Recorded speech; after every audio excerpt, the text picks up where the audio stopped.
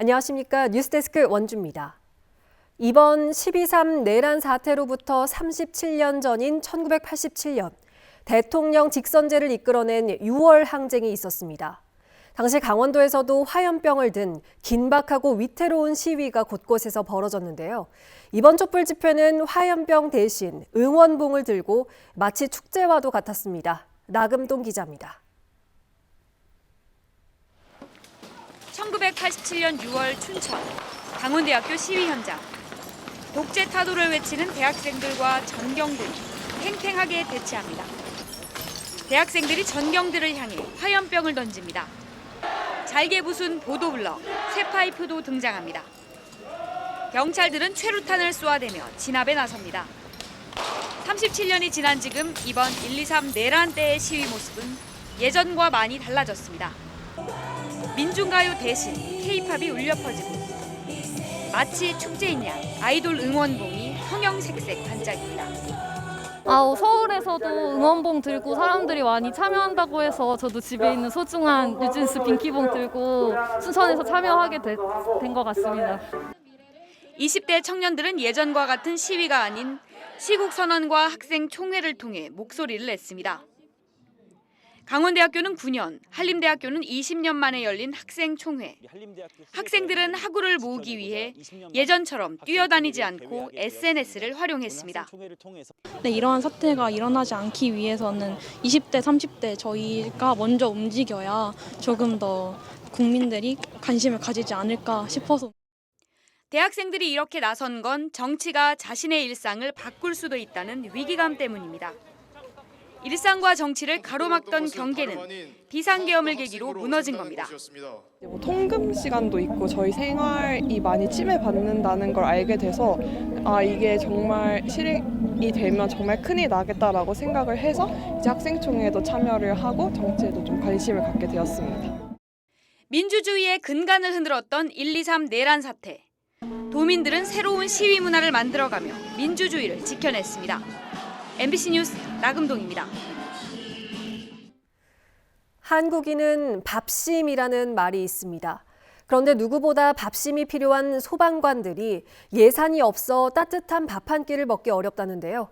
유독 강원도 상황이 열악합니다. 유주성 기자가 취재했습니다.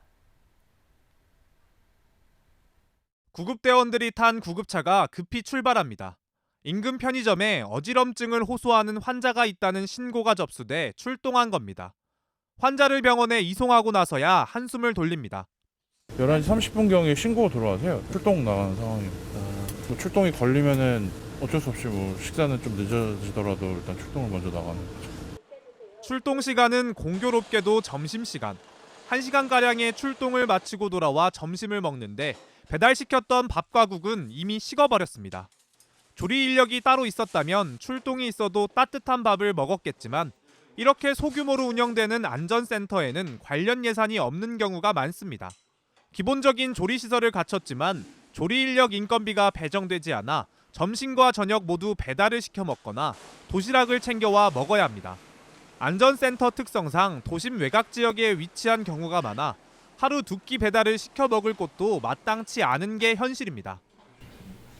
거의 대부분 반 이상이 식어 있긴 하죠. 많이 불어 있기도 하고. 제가 갔던 다른 센터도 다 동일 요건이어서 그때도 같이 시켜 먹거나 도시락 싸오거나. 전국에서도 강원도는 가장 상황이 열악한 곳으로 꼽힙니다. 강원도에 있는 77곳의 관서 중 절반이 넘는 42곳의 조리 인력 운영비와 부식비가 지원되지 않는데 전국적으로도 이런 곳은 서울 4곳, 광주 1곳뿐으로 강원도와 차이가 큽니다. 상황이 이렇다 보니 소방관들이 직접 돈을 걷어 조리 인력을 고용하고 부식비를 충당하는 곳이 17곳에 달하고 이마저도 어려운 25곳은 알아서 끼니를 해결하고 있습니다. 지방재정도 어렵고 긴축 예산 편성으로 한꺼번에 이 문제를 해결하기는 어려울 것으로 보여집니다. 그래서 강원소방본부장과 5개년 계획으로 점차적으로 해결할 수 있는 방안을 함께 모색해보자고 제안을 했고요. 최근 소방관의 열악한 급식이라며 올라온 사진이 논란이 됐지만 강원도에선 그마저도 지급되지 않는 게 현실입니다. MBC 뉴스 유주성입니다. 이처럼 열악한 처우 개선을 위해서 급식 운영비 지원이 확대됩니다.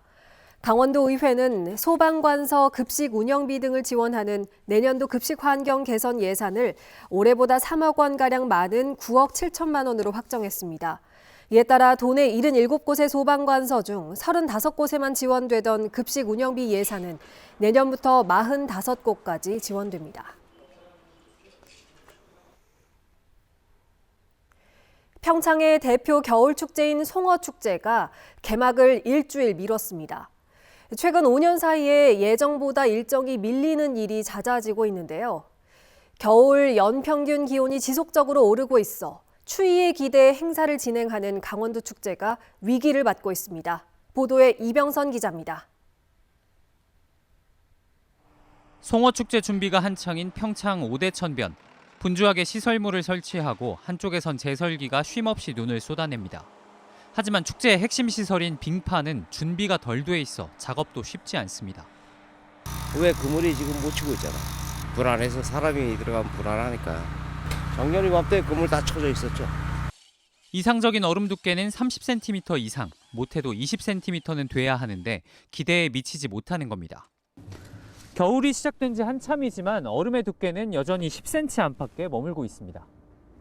축제위원회는 일단 오는 27일로 예정됐던 축제를 일주일 미루고 날씨 추이를 지켜보고 있습니다.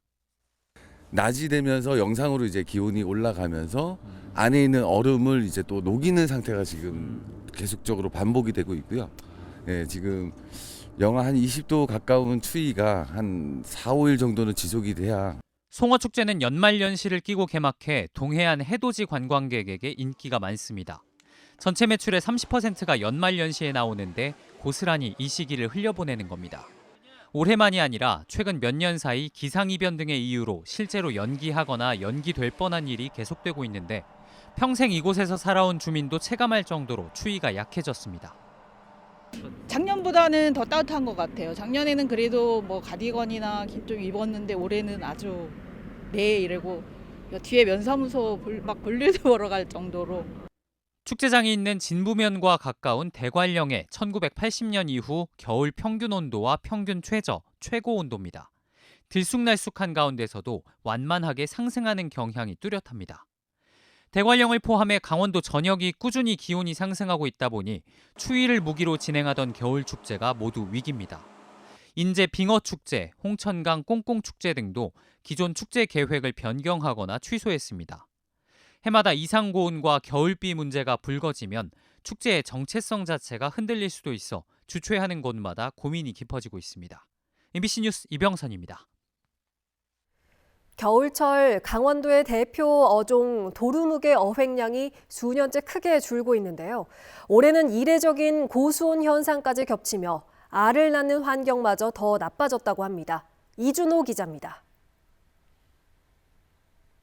강릉시 소도랑 앞바다, 해변에서 30m가량 떨어진 곳에 깃발들이 둥둥 떠다닙니다. 어민들이 도루묵을 잡기 위해 이틀 전 그물을 설치한 곳입니다. 제철을 맞은 도루묵이 얼마나 잡혔는지 취재진이 바닷속에 들어가 봤습니다. 수심 8m 안팎까지 들어가자 해조류가 붙어있는 암석이 곳곳에 보입니다. 매년 이맘때 도루묵이 연안 해조류의 알을 부착하기 위해 모여들던 곳입니다. 하지만 그물에 걸린 도루묵을 찾을 수 없습니다. 이곳 어민들은 해안가에서 1km 이상 떨어진 곳에 가야 도루묵을 겨우 잡을 수 있다고 말합니다. 예전 같으면은 가에 연안에 뭐 많이 났는데 지금은 거의 없습니다. 거의 뭐 예전에 비해서는 많이 줄었죠. 얕은 바다는 아직까지 수온이 높아 산란장이 생기지 않았기 때문으로 추정됩니다. 이달 강원도 연안의 평균 수온은 16도, 지난해 같은 기간보다도 1.54도나 높습니다. 2016년 강원도의 도루묵 어획량은 7,497톤. 하지만 바다의 고수온 현상과 과도한 남획으로 지난해는 610톤, 7년 새 어획량이 12분의 1로 줄었습니다. 여기에 이상기후로 산란 환경마저 악화됐습니다. 이 기간 산란장에 적합한 면적은 40% 이상 감소한 것으로 추정됩니다. 산란장 면적이 감소하게 되다 보니까 산란할 수 있는 양도 적어질 거고, 그렇다면은 이제 보완해서 도루묵 자원으로 가입되는 양도 좀 줄어들 것으로 그렇게 예상하고 있습니다. 국립수산과학원은 두루묵의 자원량 감소를 막기 위해 인공 부화장을 마련했습니다. 하지만 인공 부화장이 설치된 곳은 강원도 어촌항구 58곳 가운데 아직 3곳뿐이라 효과가 얼마나 나타날지는 미지수입니다. MBC 뉴스 이준호입니다. 원주시의 내년도 당초 예산이 전년 대비 64억 원 감소한 1조 6,677억 원으로 확정됐습니다.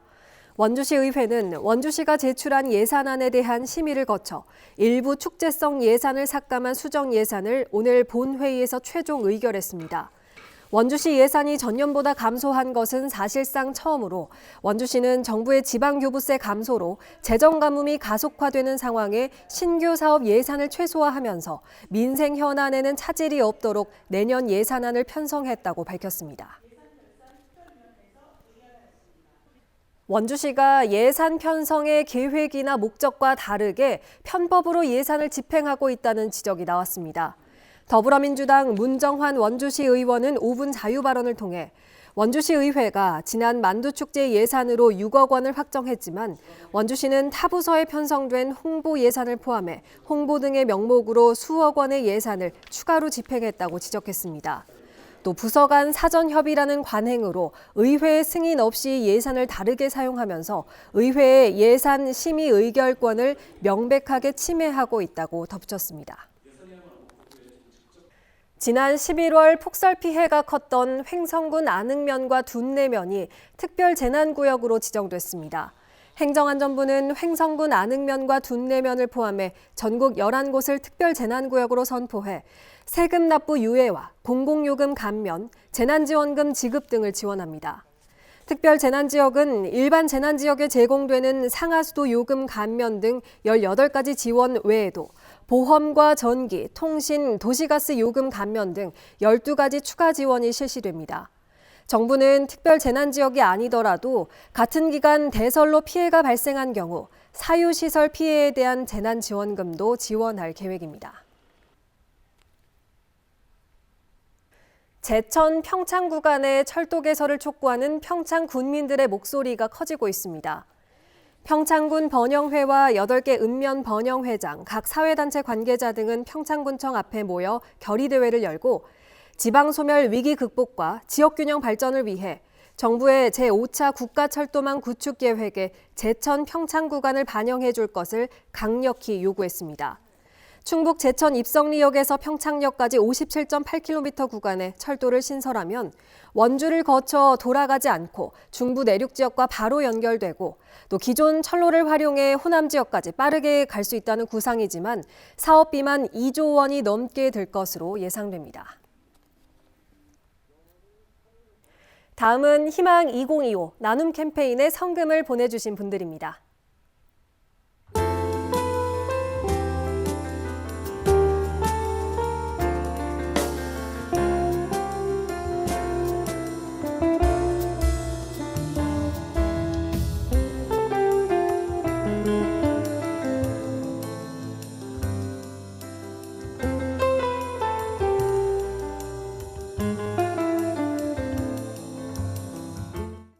성금을 보내주신 분들께 감사드립니다.